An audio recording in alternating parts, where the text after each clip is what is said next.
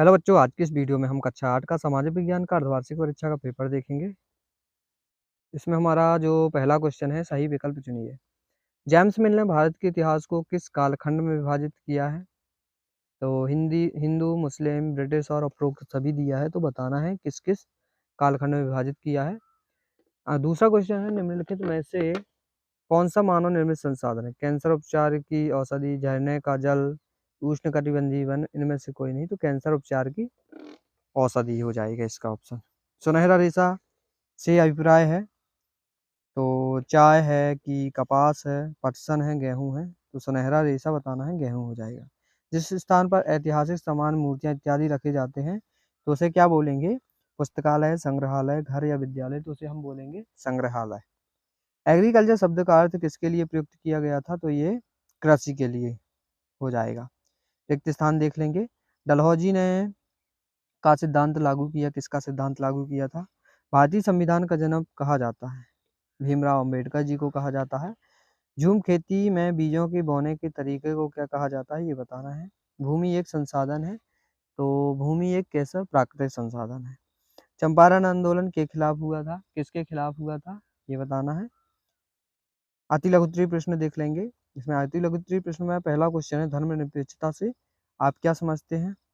दूसरा है, मृदा निर्माण के लिए उत्तरदायी दो मुख्य जलवायु कारक कौन से हैं?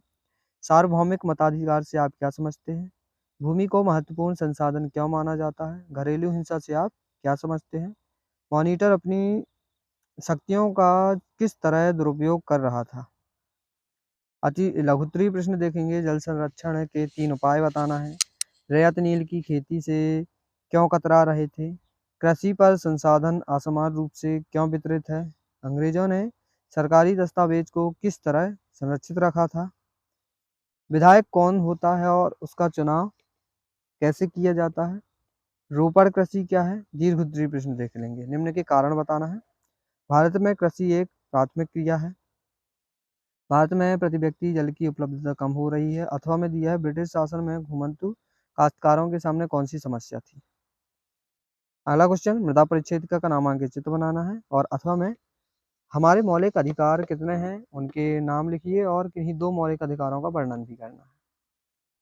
अगला क्वेश्चन, निम्न में अंतर बताना है। कृषि आधारित उद्योग और खनिज आधारित उद्योग, और नवीकरणीय एवं अनवीकरणीय संसाधन। अथवा वाला देख लेंगे। तीनों स्तर के न्यायालय को दर्शाइए व बताइए कि प्रत्येक न्यायालय ने सुधा गोयल के मामले में क्या फैसला दिया था।